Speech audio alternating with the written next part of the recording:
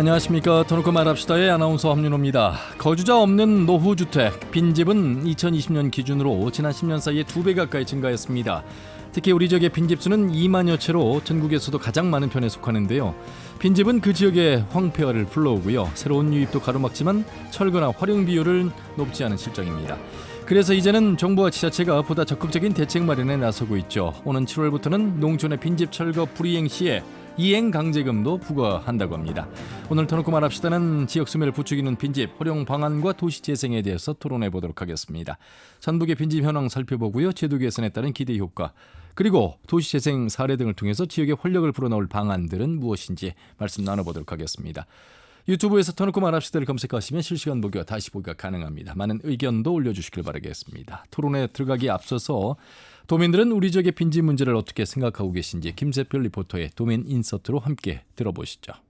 빈집이 저희 동네만 해도 3개가 비어있고 집 상태가 완전히 찌그러져 버린 데도 있고 으스시하고 국가에서 이제 철거를 신청을 하게 되면 철거 비용은 조금 주기는 하거든요. 그 주인하고 주인이 허락을 해야 돼. 사유재산이기 때문에. 근데 또 자녀들이 승낙을 안 하면 안 되죠. 한다고 아들들이 내놓은 집들도 있고 유지비 정도만 주고 외부에서 오셔갖고 사시는 분들도 있고 이제 외국인들 숙소로 쓰는 데도 한 2-3군데 있고 마을 자체가 쪼그라들잖아요. 사람이 없어지니까 10년 안에 반절 이상은 비어졌다고 봐. 우리 마을도 임대료 안 받고 그냥 시에다가 건물을 기증을 하거나 뭐 이런 식으로 해야 그게 가능할 거 아니에요. 근데 지금 자녀들이 그것까지는 아닌 것 같아. 7월부터 뭐 달라질 것이다 얘기만 하고 있지 정확한 것은 내려오거나 그러든 아니구만요. 법이 생겨가지고 처리를 해야 된다 하는 것을 좀 얘기하면 그 사람들도 안 하면은 내가 불이익이 오겠다 하는 생각을 가져야 하는데 그 사람들이 처리를 안 하니까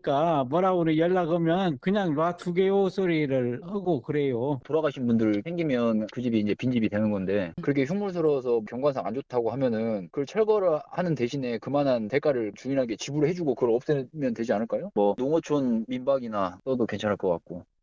네, 전북적 빈집 문제에 대한 도민들의 목소리 들으셨습니다. 오늘 두 분과 함께 토론해 보도록 하겠습니다. 대한국토도시계획학회 전북지회장이신 전주대학교 부동산 국토정보학과의 임미화 교수님 어서 오십시오. 네, 안녕하세요. 전주대 임미화입니다. 네, 반갑습니다. 그리고 한국공인중개사협회 노동식 중앙자문위원 오셨습니다. 어서 네, 오십시오. 반갑습니다. 노동식입니다. 예, 잠시 후에는 전북도 정기룡 건축정책 팀장 그리고 군산 수익는 마을의 조건능 대표를 전화 연결해서 말씀 들어보도록 하겠습니다.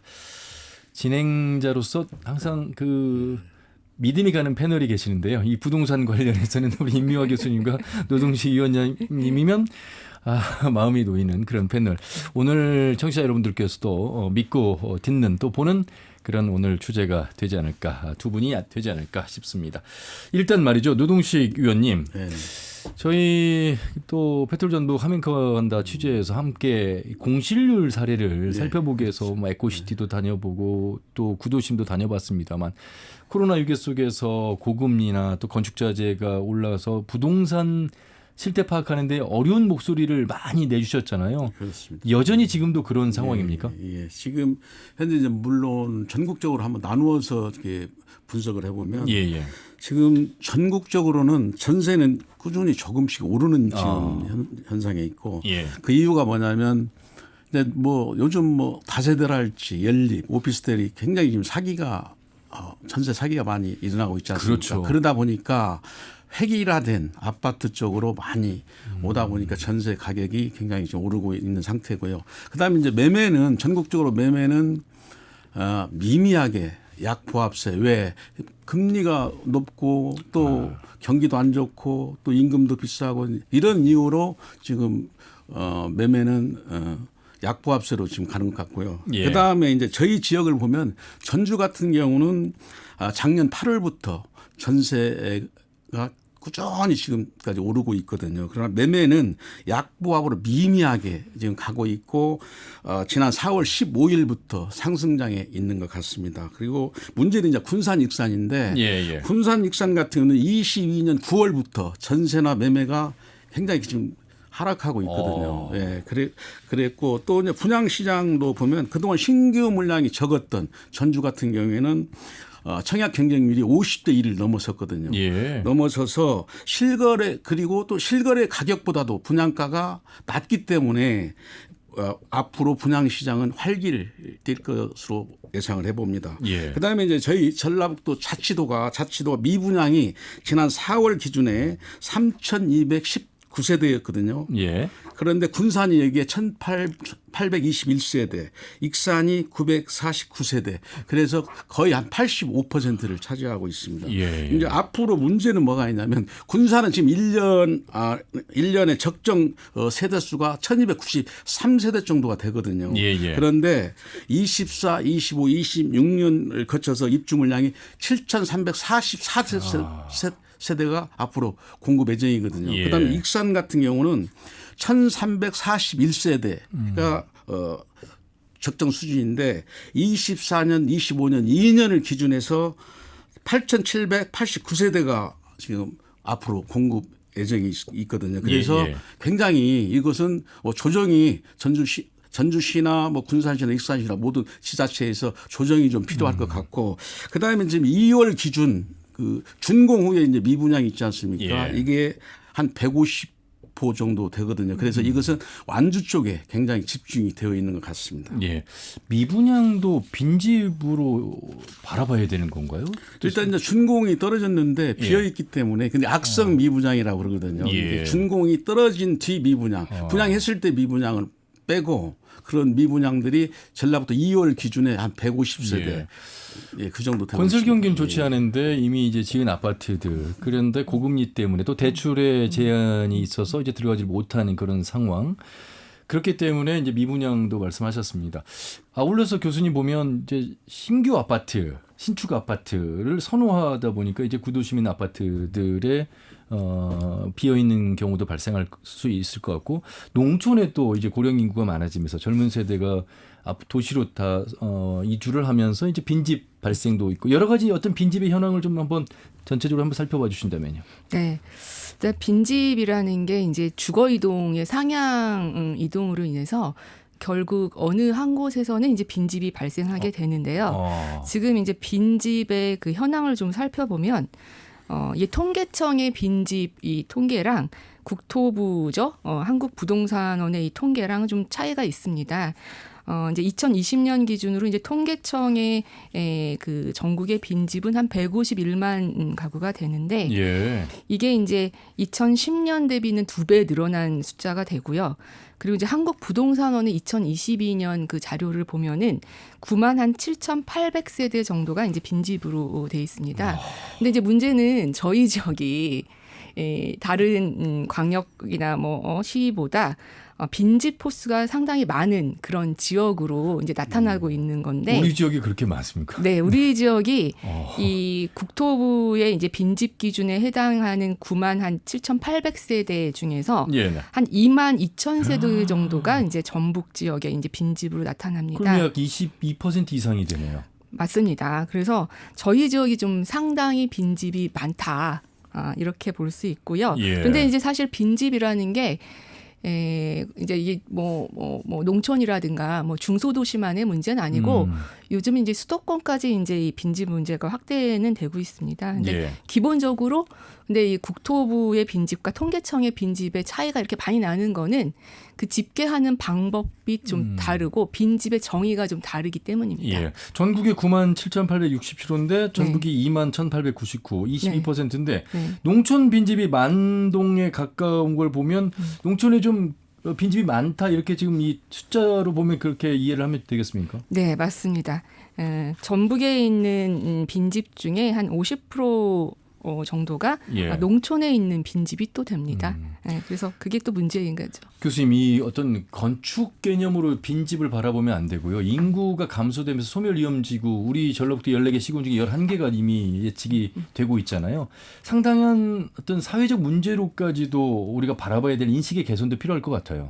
네, 맞습니다. 빈집이라는 게 이게 뭐 도시 환경적인 부분도 있고요. 예. 그리고 이제 도시 관리적인 부분, 또 도시의 방제, 화재, 그렇죠. 뭐 치안 여러 가지 문제가 있고 특히 이제 빈집이 단독주택의 빈집 문제에서 끝나는 게 아니고 요즘은 공동주택의 빈집이 발생합니다. 야. 그럼 이제 공동주택 빈집 같은 경우 우리나라는 사계절이 있는데 예. 겨울에 이제 동파가 되잖아요. 네네. 그러면 밑에 집에 물이 막 쏟아지는데 윗집에 빈집이에요. 누구에게 하소연할 수도 없고 또 이제 장기 수선 충당금이라는 거를 우리가 그렇죠, 관리비에서 그렇죠. 내고 있는데 네네. 이게 이제 거치지 않는 거죠. 단지별로. 예. 그럴 경우에 계속 그 단지가 슬럼화되는 문제도 있어서 빈집 문제는 굉장히 그 사회적인 큰 이슈고 골칫거리가 될 수 있다. 예. 이렇게 보고 있습니다. 예. 노동식 의원님, 일본의 경우를 보면 이미 우리보다도 30년 앞서서 모든 것들이 발전됐습니다만 좋지 않은 사례가 이제 30년 앞서서 일어나고 있는 것 중에 하나가 이제 빈집의 형태, 공동화 현상 이런 건데 어느 아파트를 보니까 뭐 아파트 한 동에 몇 채만 사람이 살고 있는 모습을 봤는데 바로 이제 그런 임명 교수님 지적하는 것들이 일어날 수 있는데 빈집이 빈집을 낳는다 이런 말이 있잖아요. 그럴 것 같아요. 제가 봐도. 그렇죠. 왜냐하면 지금 이제 빈집이 늘어나는 이유를 좀 한 세 가지로 이렇게 나누어서 살펴보면은 예. 이게 저출산이랄지 또 고령화. 근데 돌아가시면 또 상속을 받지 않습니까? 예. 그래서 또 신도심이 많이 생기면은 그쪽으로 또 인구가 많이 유입이 되고 또 특히 이제 재개발 재건축으로 인해서 이게 관리 처분까지 굉장히 긴 시간을 요하거든요. 그러다 보니까 오랜 세월 투자자들이 그냥 방치해 놓고 왜 수리비가 굉장히 많이 들어가기 때문에 그렇죠. 그래서 그런 것이 또 있고 또 하나는 뭐냐면 멸실 신고를 해가지고 나대지로 두었을 때하고 내가 집을 가졌을 때하고 차이점이 있거든요. 왜냐하면 집을 가졌을 때는 보유세를 또 전략을 받을 수가 있는데 보니까요. 예. 예. 멸실 신고를 하면 또 세금이 올라가고 그다음에 뭐냐면 그 또 살 때 매수자들도 주택으로 있으면 굉장히 그 거래세가 전략이 되거든요. 예. 이런 관계로 해서 빈집을 이렇게 방치해 놓고 있는 그런 사례들이 많고 예. 또 농촌경제 그 연구원에 따르면은 지금 빈집이 돌아가셔서 상속으로 받는 것이 한 76%를 차지하고 있다고 그래요. 예. 그다음에 이제 어르신들이 요양병원을 가시는 게 뭐 한 20% 정도. 나머지는 이제 기타 그렇게 해서 빈집이 발생하는 요인이 되고 또 이렇게 빈집이 많이 늘어나다 보면 또 청소년 범죄나 그렇죠. 또 노후가 되면 또 붕괴 우려도 있고 또 화재 또 뭐 투기 이런 그러다 보면 인근에 이제 또 집 주변들이 또 황폐화 되어가고 있지 않습니까? 덩달아서 이제 집가가 떨어지기도 하겠네요. 그렇죠. 같이요. 그래서 예. 이제 공동화 현상이 일어날 수밖에 없다. 예. 그다음에 또 하나는 뭐냐면 그동안 이제 강제 집행이 힘들었던 부분들이 뭐냐면 물론 예산 부족이랄지 또 실태 파악이 어렵고 또 행정소송이 들어가더라도 대부분 또 지는 사례가 굉장히 많다고 그래요. 예. 그래서 또 이런 것들은 좀 늦어지는 이유가 그렇고 네. 아까 그 우리 임명학 교수님 말씀하셨듯이 저희가 20년 통계에 지금 빈집이 151만 채 정도가 된다고 하고 그다음에 뭐냐면 이 빈집이 늘어남으로써 철거를 하는데 한 10만 채에 일본에서 발표한 걸 보니까 약 13조 경제적 손실이 있다고. 그럼 지금 예. 대한민국이 아까 97,860 약 10만이니까 그 철거 비용만 해도 13조면 엄청나네요. 그렇죠. 그래서 좀 어떤 특단의 조치가 필요하지 않나. 특히나 이게 사유재산이기 때문에 예. 강제 집행할 수가 없는 부분도 그런 것도 있잖아요. 아니죠. 예, 여러 가지 어려움이 있습니다. 아까 임명 교수님 말씀하신 것 중에 통계 빈집의 정의나 통계 단일화의 정확성을 갖추는 것, 그러니까 어떤 정부 차원과 지자체 차원의 어떤 다른 점 이런 부분들에 대한 문제 인식도 개선이 좀 필요하겠습니다. 네, 맞습니다. 일단 통계청의 빈집은 미분양이라든가 예. 미입주된 그러니까 조사 시점이 11월 1일 기준으로 사람이 안 살면 그냥 빈집입니다. 예. 근데 이제 한국부동산원의 그 통계 자료는 그 빈집 실태 조사에 의해서 현장에 나가서 정말 사람이 살지 않은 집 그게 이제 한 빈집이에요. 9만 8천 호 정도가 예. 되는 거죠. 그래서 실제로 이제 빈집 실태 조사에 의한 빈집이 사실 진짜 빈집이라고 1년 이상 아무도 안 산 집이거든요. 예. 네, 그게 이제 진짜 빈집이라고 보면 됩니다. 제가 이제 주말에 아버지가 혼자 계시기 때문에 이제 시골집을 가면 빈집이 늘어나는 모습을 볼 수 있고 실제로 저 집은 과거에 사람이 정말 대가족 단위로 살았는데 이제 아무도 살지 않는 집이 된 모습을 보면서 이 정말 이 세월이 이렇게 많은 변화를 일궜구나. 근데 이게 이제 남의 집을 보면서도 그렇습니다만 조만간에 이제 저희 집을 놓고 보더라도 자식들이 이제 들어가지 않는 한 이 집이 빈집이 될 수 있는 확률이 굉장히 높겠구나. 그러니까 그런 시각으로 보니까 모든 집들에 대한 걱정이 되는 거예요. 물론 누군가가 들어올 수도 있겠습니다만. 그래서 이 빈집에 대한 어떤 보완이라고 할까요? 보완? 어떻게 이 빈집을 근데 또 의원님 보면 집 없는 분들도 많이 계시잖아요. 주택 안 갖고 계시는 분들. 참 이게 그 간극이 이렇게 차이가 나는 걸 보면서 아이러니하다 이런 생각도 듭니다.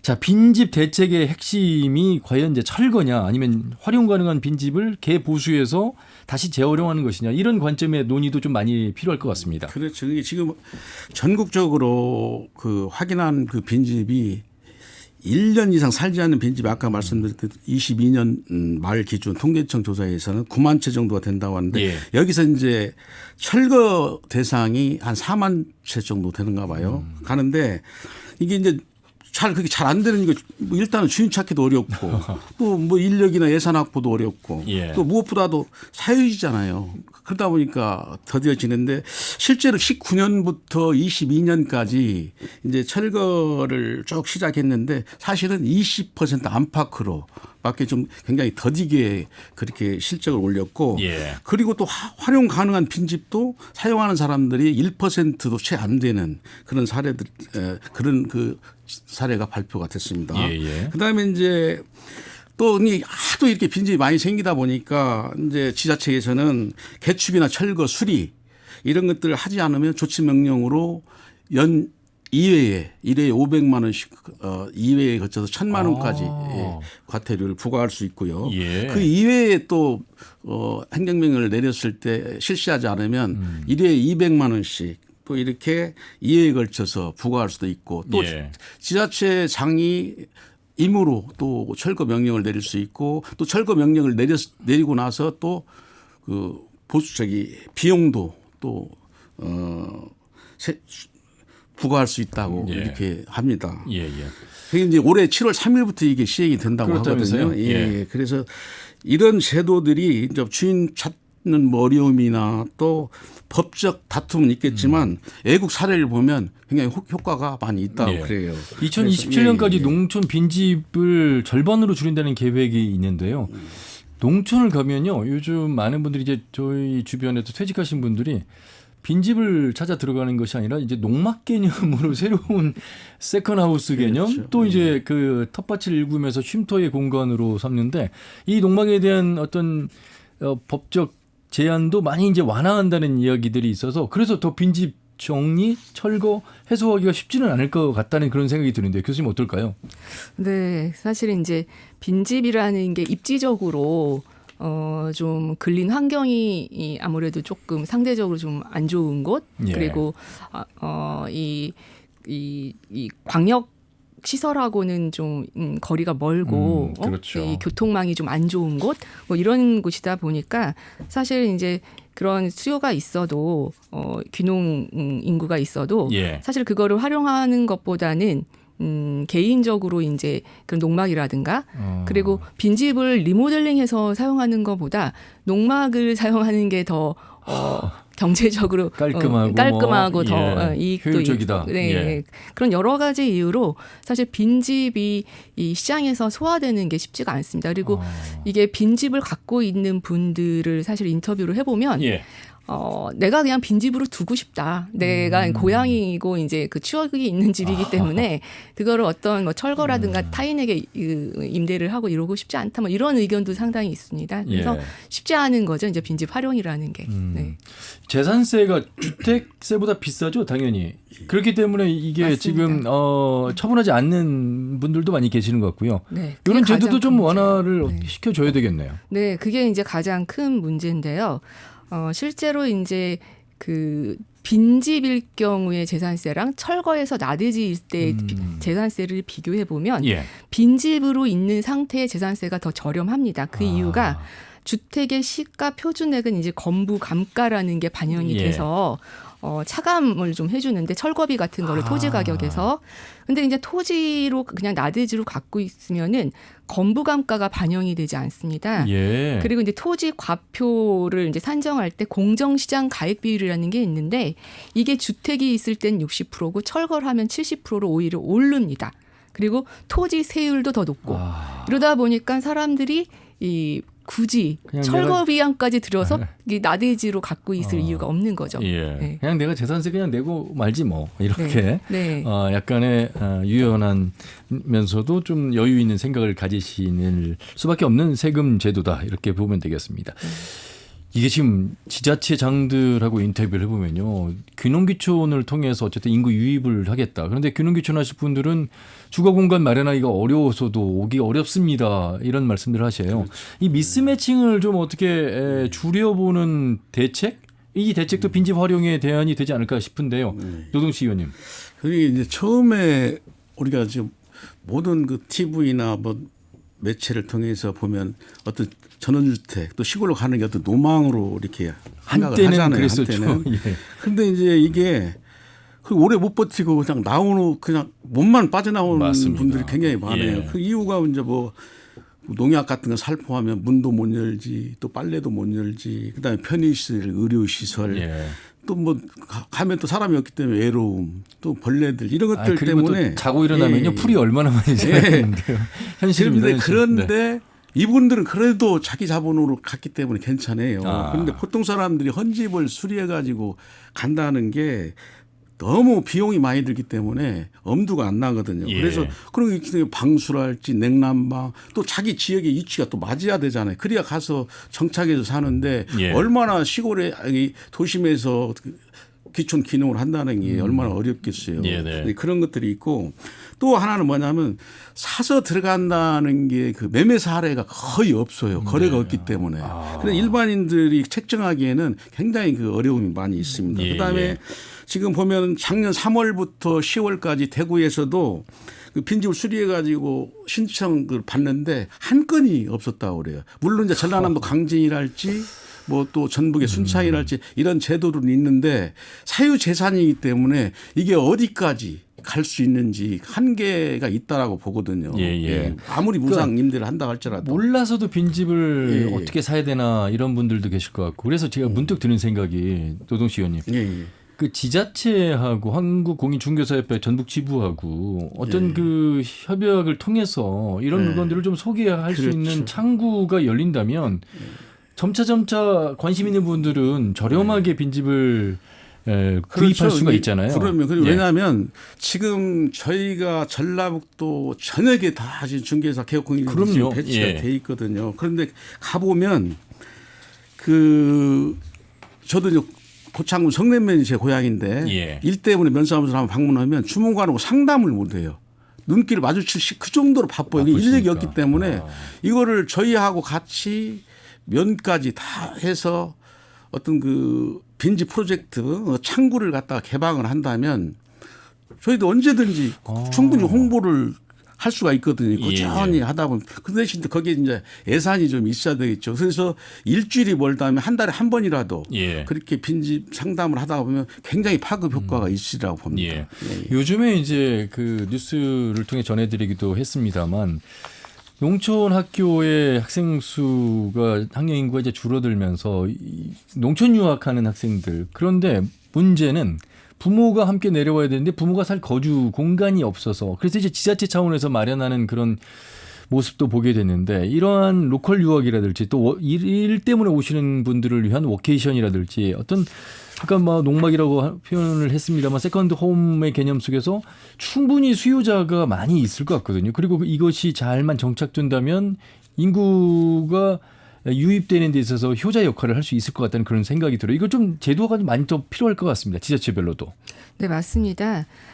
이런 뭐 세컨드 홈 정책이 앞으로 참 많이 필요한데 이게 어떻게 보면은 지역에서는 생활 인구를 늘리는 그런 정책이자 이제 지역 재생과도 연관이 굉장히 깊은 그런 정책입니다.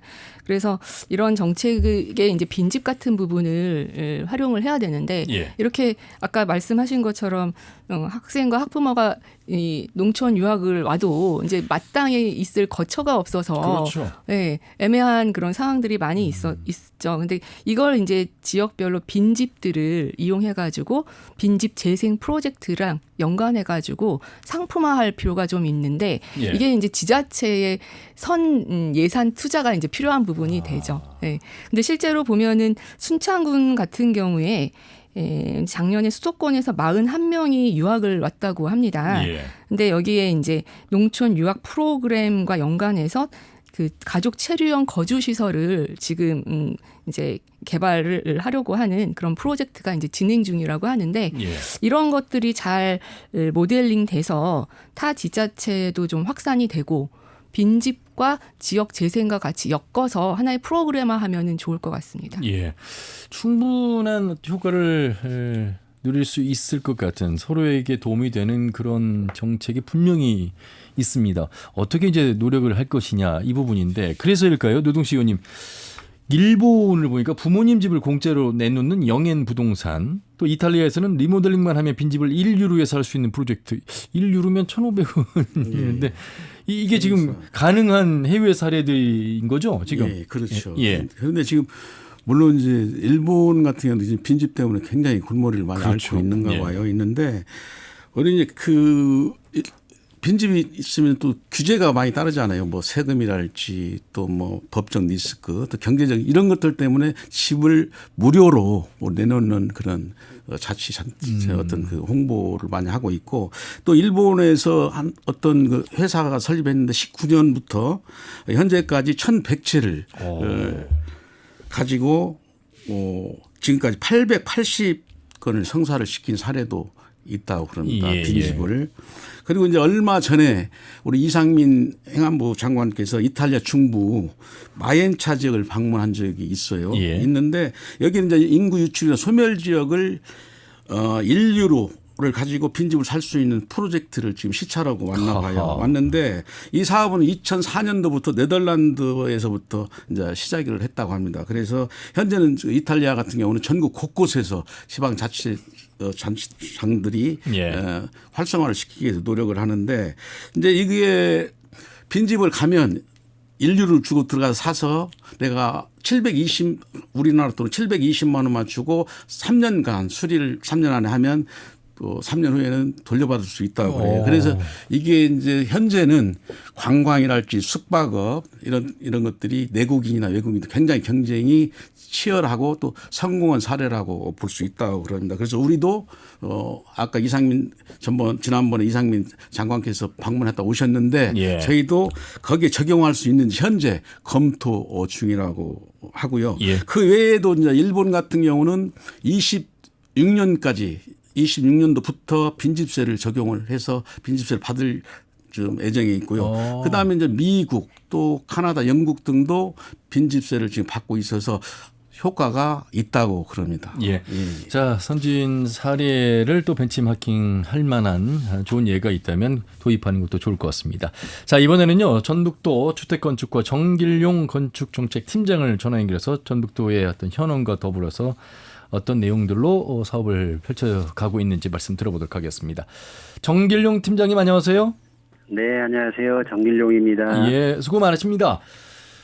자, 모든 지자체가 아마 이 빈집 줄이기에 고군분투하고 있을 것 같습니다. 우리 지역도 예외가 아닐 것 같은데 특히 우리 지역 두 분의 전문가의 말씀을 들어보니까 빈집 비율이 굉장히 높아요.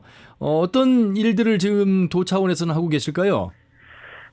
저희 지금 전북에도 이제 뭐 다른 지역과 마찬가지로 어떤 새로운 주거지로 이주하거나 이제 소유자가 사망해가지고 이제 빈집이 계속 늘고 있습니다. 예. 저희가 23년도 말 기준으로 해서 우리 도내에는 한 15,000여 이동이 관리되지 않고 있는 상태고요. 그러니까 이로 인해 가지고 뭐 안전사고가 우려가 있다거나 또 주거 환경이 또 악화가 돼서 어떤 지역이 지금 슬럼화되는 것이 가속화되는 그런 또 다른 문제를 좀 야기를 시키고 있는 실정입니다. 예. 15,000 가구가 일단 빈집의 유형이라고 지금 말씀을 하고 계시네요. 그래서일까요? 그 전북특별법에 이제 1차 이어서 2차 입법을 위한 특례 발굴에서도 이 빈집 정비 내용이 들어가 있군요. 네, 그렇습니다. 저희가 이제 농어촌 지역의 어떤 특자도에서 어떤 생태 관광의 활성화나 앞서 이제 말씀드린 것처럼 생활 인구를 늘리는 방안으로 농어촌의 빈집을 어떤 민박시설을 활용이 가능하도록 특례를 발굴을 했습니다. 예. 그래서 이 특례에 대해서 이제 부처하고 좀 협의 중에 있고요. 네네. 농민부에서도 이런 농촌 민박 활성화를 위해서 제도 개선안을 지금 마련하고 있습니다. 예. 10만 채를 철거했는데 13조가 들어갔다. 우리 지역도 그래서일까요? 사유재산이기 때문에 강제 집행도 어렵습니다만 예산의 한계나 사회적 비용 증가로 인해서 더욱더 어려운 현실이죠? 예, 맞습니다. 그래서 뭐 사유재산이라면 행정 주도로 예산을 투입을 해서 강제 철거하는데도 좀 어려움이 있고요. 예. 뭐 그리고 도와 시군이 이제 예산을 지원해서 정비를 하고 있지만 매년 저희가 보면 한 1,600동을 정비를 하고 있지만 그럼에도 불구하고 한 900여 동이 계속 발생하고 있습니다. 예. 이렇게 발생하는 이유가 이제 철거 비용에 대한 부담이라든지 또 상속인들 간의 재산 관리 문제 이런 문제들 때문에 소유자가 정비에 소극적이거든요. 예. 그래서 이런 정비하는데 어떤 중앙정부 지원 없이 정비하는 데는 좀 한계가 있는 것 같습니다. 예, 예.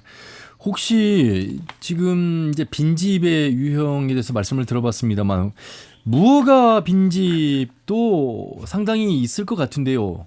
어느 정도나 됩니까? 지금 무허가 빈집이라고 이렇게 해서 예. 이렇게 정리가 돼 있거나 이제 통계적으로 관리를 하고 있지는 않는데 예. 저희가 통상적으로 농어촌 지역에 있는 빈집들은 대개 보면 저희가 건축법이 시행되기 전에 있었던 건축물들이 꽤 많습니다. 건축물 대장이 없겠군요. 예, 없는 경우가 좀 꽤 있습니다. 예. 예. 그렇기 때문에 이런 부분들에 대해서는 더욱더 어려움도 있을 것 같다는 생각이 듭니다. 그 두 분과 함께 이제 빈집의 현황에 대해서 말씀을 들으면서 빈집을 어떻게 활용할 것인가에 대한 말씀도 해주셨습니다. 충분히 관련법 검토를 해야 될 것 같고요. 역시 정부 차원에서의 논의와 또 지자체 차원의 논의가 더 필요한 상황인데 빈집을 제대로만 활용한다면 인구 감소가 지금 가속화되고 있는 특히나 농촌 지역일수록 균형 발전을 맞추는데 또 인구 유입을 이끄는데 굉장히 선도 역할을 할 수 있을 것 같거든요. 어떻게 보세요, 도 차원에서는?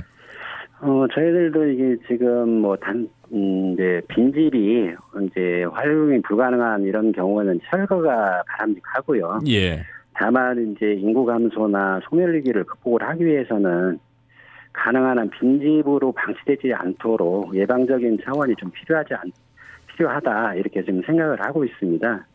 그래서 이게 빈집이 방치되는 기간을 좀 줄이기 위해서 좀 거래를 좀 활성화할 수 있는 어떤 정보 제공이라든지 예. 이런 중개 시스템 이런 것들도 좀 도입이 됐으면 좋겠다 하는 생각이 있습니다. 예, 그래서 제가 앞에서 노동시 의원님께 말씀드리는 게 14개 시군에 이제 대부분 공인중개사분들이 다 분포해서 근무하고 계시잖아요. 네네. 지자체 행정과 이 전 한국공인중개사협회 전북지부와 이 협업을 통해서 필요로 하는 사람들에게 소개를 하는 적극적인 어떤 창구가 필요하다는 말씀도 해주셨는데 한번 고민해 볼 부분이 아닐까 싶은데 어떻게 보세요?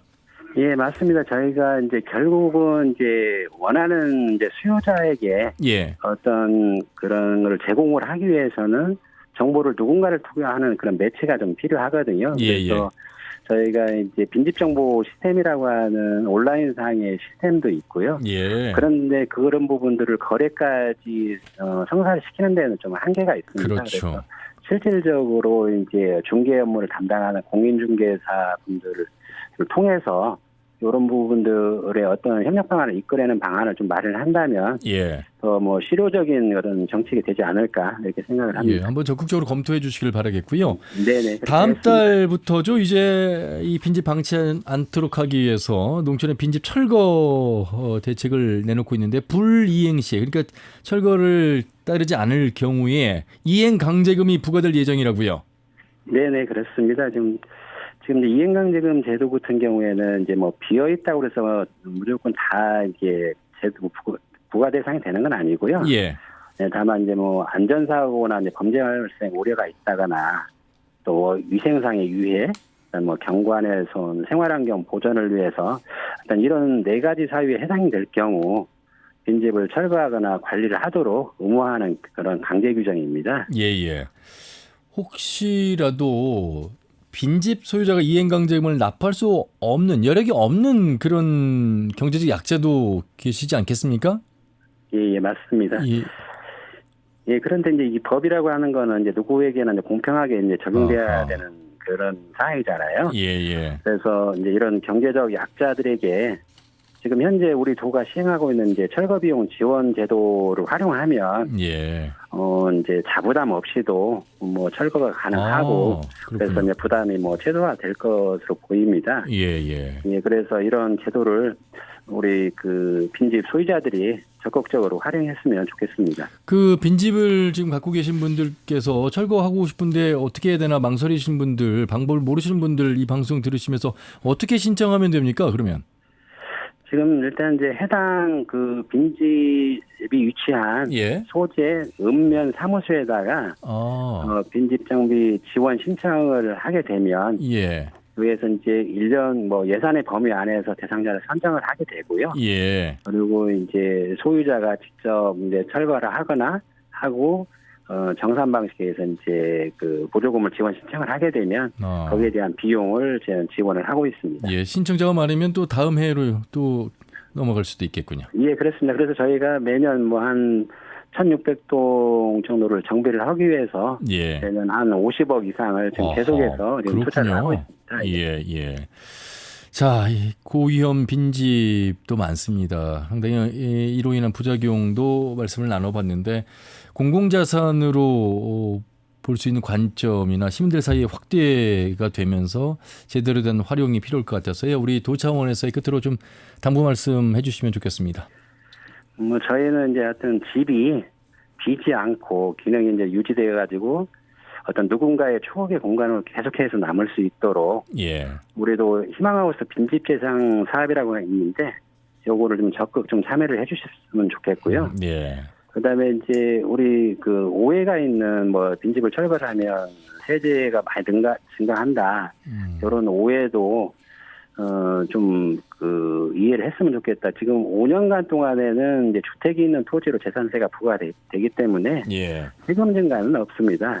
그렇기 때문에 이런 오해를 좀 그 이해를 하시고 적극적으로 사업에 좀 참여를 해주셨으면 감사하겠습니다. 알겠습니다. 말씀 잘 들었습니다. 고맙습니다. 네, 감사합니다. 네, 전북특별자치도 주택건축과 정길용 건축정책팀장과 말씀 나눠봤습니다. 그 노동시의원님, 임여 교수님도 그 팔복예술공장 혹시 다녀보셨을까요? 네, 예전에 다녀왔습니다. 그 카세트 테이프 공장인데 이곳이 이제 다시 재생으로 인한 많은 활동들을 하고 있는 모습 보면서 참 추억도 있고 또 그 공간이 시민들에게 또 관광객들에게도 발걸음이 옮겨지는 아주 유익한 공간이 되는 걸 보면서 빈집을 어떻게 고민하느냐에 따라서 이제 제대로 된 쓸모 있는 집이 될 수 있다는 생각이 듭니다. 그런 측면에서 조금만 인식을 개선하면 상당히 빈집 활용의 효과가 좋을 것 같다는 생각이 듭니다. 그렇죠. 이제 뭐 방법 많이 있지 않습니까? 지금 제가 아는 분도 지금 고창에서 그 펜션을 하고 있거든요.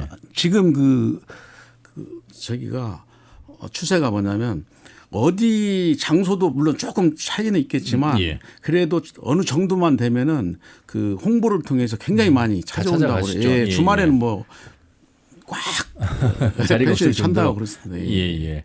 그렇기 때문에 이런 부분들에 대한 어떤 공공자산으로서의 인식을 함께 시민들도 가지고 또 제안도 해주시면 어떨까 싶습니다. 자, 이번에는 우리가 바로 그러한 도시 공간 안에서의 개념을 실제 도시 재생으로 옮기고 있는 곳이 있어 전화 연결을 해보도록 하겠습니다. 오늘은 지금 한국공인중개사협회 노동시 자문위원, 전주대학교 부동산 국토정보학과 임미화 교수와 함께하고 있으면서 이번엔 군산 수익는 마을 조권능 대표를 연결하도록 하겠습니다. 대표님 안녕하세요.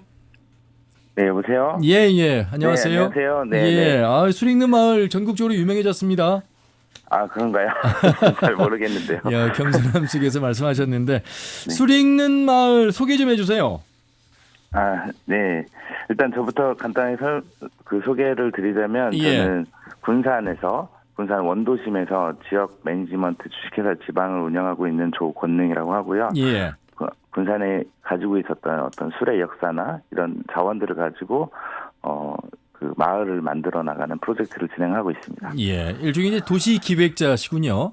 네네. 맞습니다. 수익는 마을은 언제 만들어졌고 어떻게 기획이 된 곳인가요? 수익는 마을 같은 경우에는 사실 저희가 2022년도부터 프로젝트는 진행을 했었고요. 이거에 대한 기획의 어떤 초안 같은 거는 2017년도에 이제 그 어떤 책을 읽다가 군산의 로컬 자원으로서의 이제 수출의 가능성에 대한 내용을 좀 보면서 이거를 내가 한번 해보고 싶다라는 생각을 했습니다. 그래서 그것들을 지금 하나하나씩 가시화시켜 나가고 있는 단계고요. 예. 아직까지 이제 초창기 단계라고 저는 보여지고요. 이것들을 마을과 연결해서 하나의 어떤 그 술로 연결된 테마파크 같은 형태를 원도심 안에서 잘 구현하는 것, 이것을 목표로 삼고 있습니다. 예.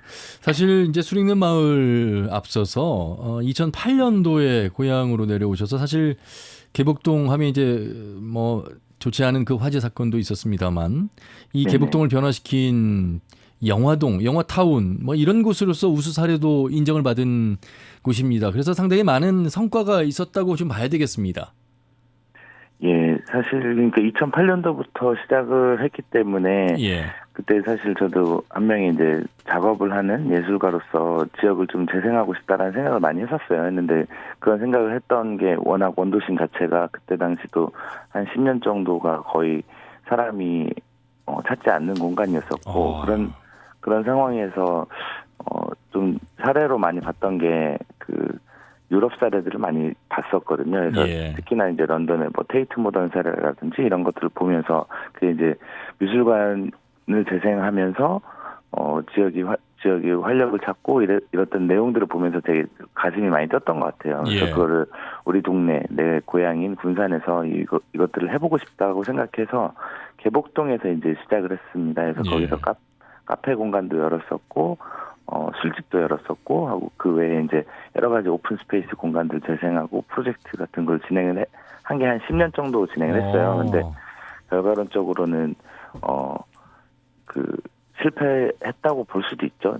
제 나름대로는. 그래서 결국에 그 매장 2개도 다 폐업을 했고 뭐 그런 단계에서 사실 공부가 되게 많이 됐던 것 같아요. 그래서 그 이후에 이제 영화시장 프로젝트라는 것들, 영화시장 역시 군산에 오랫동안 있던 시장인데 제 기능을 못하고 있던 시장이었었는데 이거를 민관이 협력해서 함께 재생하는 모델을 만들어보자라고 생각해서 영화 더 이상 시장이 아닌 상인들이 이제 조화롭게 장사를 할 수 있는 그런 상권으로 골목길 상권으로 재생한 영화타운이라는 프로젝트를 진행했습니다. 네. 그 벌써 이제 2008년이면 한 16년이라는 시간이 흘렀습니다. 사실 전주 남부시장의 청년물도 굉장히 전국적으로 첫 사례로서 인기를 얻었습니다만 현재 주소는 그렇게 녹록지가 않습니다. 이 도시 재생이라는 것이 굉장히 쉬운 분야가 아니어서요. 어려움도 굉장히 많고 또 그런 사이에 이제 공실도 늘어나면서 주변에 상승 효과를 함께 가야 되는데 그런 시너지가 나지 않는 부분 속에서 어려움도 있습니다. 어떻게 하면 시간은 좀 걸리지만 사실 도시 재생을 이런 민간 단체에서만은 한계가 있을 것 같아서 시 차원에서 또 중간 조직에서 어떻게 좀 함께 협업을 해야 가능하다고 보세요? 경험 속에서 좀 그 말씀을 해주신다면요. 그러니까 아직 뭐 적절한 모델을 우리가 지금 찾아나가는 과정이라고 저는 생각을 하고요. 그 중에 하나가 이제 민관 협력 모델인데 사실 도시 재생이라는 것이 결국에 그 관 주도의 택지 개발에서 결국에 원도심이 쇠퇴하고 이런 현상들이 일어나는 거잖아요. 그렇기 때문에 1차적인 책임은 당연히 관이 지는 게 맞다고 생각을 합니다. 그래서 관이 먼저 시작을 하게 되는 건데 이게 아무래도 관 주도로 하다 보면 그 여러 가지 법제상에 어떤 뚫을 수 없는 벽들이 많이 있다는 거죠. 그래서 그런 부분들이 결국에는 경관 바꾸기에 그치는 형태로 이제 많이 일어났고요. 그래서 그러면 이것들을 운영하는 거, 그러니까 소프트웨어나 휴먼웨어들을 어떻게 성장시킬 것이냐 이런 차원에서 이제 민간의 역할들이 거기서 강조가 되기 시작하는 거죠. 특히나 저는 이제 그 주민 주도형 이런 이야기들도 많이 있지만 저희가 하는 역할은 기업의 형태로 로컬 비즈니스의 형태로 이것들을 민간이 좀 콘텐츠를 개발하고 하는 쪽을 좀 담당해주면 이게 함께 시너지가 나서 같이 만들어지지 않느냐 요거에 대한 이제 주장을 하고 있는 거고요. 그래서 민관 협력 모델들이 점점 더 늘어났으면 좋겠는데 아직까지 우리나라에 이제 그 건축법이라든지 뭐 그 관련한 법제도는 아직 지역은 조금 더 손을 많이 봐야 되는 부분들이 분명히 있습니다. 그렇습니다. 가장 중요한 건 바로 이제 지속 가능해야 됩니다. 왜냐하면 그곳이 하나의 주거 공간 또 소비 공간이면서 도시 공간 안에 들어와 있기 때문에 어떤 일시적인 소비 또 발걸음만으로는 이어지지 않습니다. 사실 한옥마을이 전국적으로 유명 인세를 떨쳤던 것은 원주민들, 마을 주민들이 그대로 사는 모습 속에서 한옥이 보존됐기 때문에 가능했던 건데 이제 뭐 젠트리피케이션이라고 그래서 이제 외지에서 온 분들이 원주민을 이제 어떻게 보면 이제 나갈 수밖에 없게끔 만든 구조 그리고 이제 상업화된 구조 물론 이제 장단점은 있겠습니다만 그런데 완주 로컬 푸드를 보면 이것이 전국적으로 확장해가고 계속해서 상승세를 타는 이유는 그것이 갖는 힘이 분명히 살아있기 때문에 가능했던 것일 텐데 역시 도시 재생도 그런 부분들 컨텐츠도 중요하지만 시민이 수요자면서 지속 가능한 부분들에 대한 관심과 애정이 필요하지 않을까 이런 생각을 많이 좀 가져보게 됩니다. 네. 맞습니다. 그래서 그런 젠트리피케이션 문제나 사실 근데 그것과 반대급부에 저희 같은 소도시에서 겪고 있는 문제는 예. 젠트리피케이션이 두렵긴 하죠. 두렵지만 저희도 이제 세입자로 들어와 있는 입장에서 언제라도 이제 쫓겨날 수 있게 둥지 내보는 일이라고 하죠. 그럴 수 있다라는 생각은 하고 있지만 예. 또 반대급부로 지방 소멸이라는 이슈가 또 있잖아요. 그래서 네네. 결국에 그 젠트리피케이션이 사실상 현장에서 제가 오랫동안 해왔던 경험으로 봤을 때는 저희 소도시에서는 잘 일어나지 않거든요. 실제로 어마어마하게 상권을 띄우고 그렇게 하기까지도 정말 어려운 일이고요. 그 이후에 이제 젠트리피케이션 문제가 대두가 그렇군요. 되는 건데 예. 이거에 대해서는 사실은 저도 말씀하신 것처럼 장단점이 있다고 보고 예. 논의할 대상이긴 합니다. 하지만 이제 구더기 무서워서 장 못 담그는 것처럼 그거 무섭다고 아무것도 하지 않고 있는 거는 더 위험한 발상이라고 생각은 하고 있습니다. 예. 개인적으로. 또 이제 도시 공간 또 어느 도시의 규모에 따라서 상황이 좀 다를 수 있다 이런 말씀이시군요. 네, 보통 서울 기준으로 이제 젠트리피케이션 이슈는 서울 기준으로 많이 나오는 것 같아요. 근데 예. 그거를 지방 도시에 그대로 이식시켜서 그렇게 해석하려고 하면 자꾸 오해가 생기고 실제로 지역은 계속해서 힘들어지고 그런 상황들이 생기는 거죠. 예. 어쨌든 지금 수익는 마을은 기획을 하셨는데 양조 산업을 지금 활용하고 계시잖아요. 예. 군산에 뭐 새로운 브랜드도 계속 만들고 계신 것 같은데 요즘에 가장 한창인 사업을 좀 소개해 주신다면요. 아, 네네. 저희 같은 경우에는 지금 저희가 이제 결국에 도시 경쟁력을 만들어 나가는 일인데 그게 이제 앞서서도 이제 관이나 뭐 대기업 이렇게 이야기를 하셨지만 예. 대기업을 새롭게 유치하는 형태나 군산도 이제 산업도시다 보니까요. 그거에 대한 관심도들이 사실은 상당히 많죠. 하고 오히려 이렇게 작은 로컬에서 일어나는 그 스몰 브랜드에서 일어나는 산업의 형태에 대해서는 별로 기대감이 없는 게 사실인 것 같아요. 그래서 근데 제가 봤을 때는 제가 보여주고 싶은 모델은 그런 거죠. 그러니까 지역 안에서 이게 가능하려면 로컬 비즈니스를 통해서 상권을 만들어내고 사실 상권이 1차 미션인 것 같아요. 그래서 저희 영화타운 사업도 그런 상권을 만들어내는 사업이었거든요. 그런 상권을 만들어내고 그 위에 거기서 이제 가장 핵심이 되는 어떤 컨텐츠를 가지고 산업화까지 시킬 수 있다면이라는 가설에서 이제 시작을 하는 거거든요. 예. 그랬을 때 저희가 영화타운 안에 있던 작은 6평짜리 매장의 컨텐츠였던 청주 요거를 우리가 직접 양조하면서 수익는 마을이라는 컨텐츠 타운의 형태로 확장시켜보자 이런 프로젝트였어요. 그래서 예. 이것들이 지금도 그 먼 미래의 꿈이긴 하죠. 양조 산업으로 우리의 지역의 산업을 대체하겠다라는 꿈은 근데 그렇게 이제 한 발 한 발 나아가고 있다고 생각하고 있습니다. 예. 다음 주말은 군산 수익는 마을 여러분 한번 발걸음하신 것도 좋을 것 같습니다. 조건영 대표님 또 이 수익는 마을을 좀 더 활성화시켜 주시길 바라겠습니다. 말씀 잘 들었습니다. 고맙습니다. 네, 감사합니다. 예, 도시기획자인 군산 수익는 마을의 조건영 대표 말씀 나눠봤습니다. 힘들긴 합니다. 힘들지만 누군가는 다시 그곳의 시민이 돼서 주민이 돼서 또 생산자가 돼서 손님을 기다리고 수요자를 기다립니다. 이것이 마을이고 도시 공간이 아닐까 싶습니다. 참 대단한 일을 하고 계십니다. 임미화 교수님. 그렇죠? 네, 맞습니다. 우리 이 방금 조건능 대표님처럼 예. 이 지역으로 회귀하셔가지고 그렇죠. 지역에서 이렇게 로컬 크리에이터로 활동하시는 분들, 사실 이분들이 지역 활성화의 주역이고 사실 이런 분들 많이 필요합니다. 그리고 이분들을 통해서 빈집이라든가 또는 우리 이제 뭐 이런 도시재생이라든가 또 지역의 일자리라든가 이런 것들이 이제 만들어지거든요.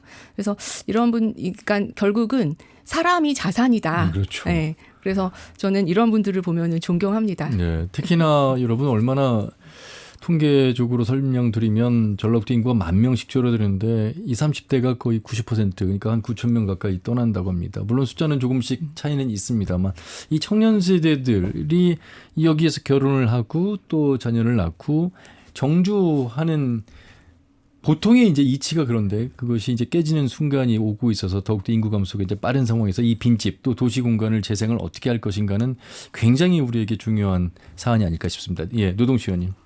뭐 저도 저기 군산에 이제 우체통 거리를 한번 견학을 갔다 왔는데 예. 굉장히 그 지역을 활성화시키고 주민들의 힘으로 인해서 그래서 저희가 노송동 주민센터하고 전주시 예. 조만간에 또 그 같은 업무의 벽도 좀 맺을 예정에 있습니다. 예. 자, 오늘 이제 주제에 대해서 이제 마무리하도록 하겠습니다. 지역 소멸을 부추기는 빈집 활용 방안과 도시 재생에 대한 목소리를 다양하게 들었습니다.